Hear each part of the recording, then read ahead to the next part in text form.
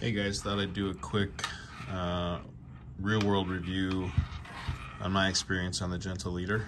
I'm now on my second German Shorthair, both females, and they both, my current one's 15 months old, and my old one has since passed on, but they both pull like crazy.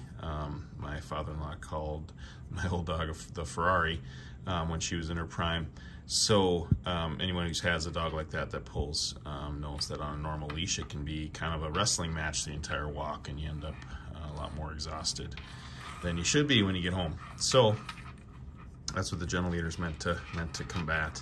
And I'll cut over and show it to you on my dog here too. But basically, this loop goes around their snout, and then you clip the strap around the back of their head, and then attach the leash here, so that when they are walking, it just pulls on their nose, and they can't pull like in a sled dog harness. It just makes them unable to pull like that, because it just pulls their head down, and they don't like that. So they just end up begrudgingly walking a little bit more behaved.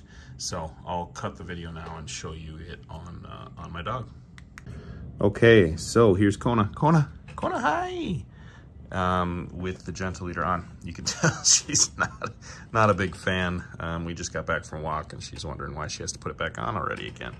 But you can see, have it clipped here, have it obviously sized right for her. And you want to make sure that this strap is flat along their nose. If it gets twisted or anything, it drives them nuts. She's not as bad about it, but my old Shorthair, she would just stop and paw like every other step because she hated it so much.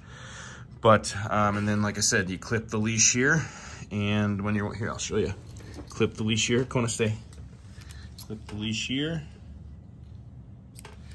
and that's it. And you walk, and it pulls their head down if they pull. Otherwise, they walk like an actual behaved young little dog. So anyway, real world, show you how to use it and how it works. It works great. Won't take her on a walk without it. Hope that helps. Thanks.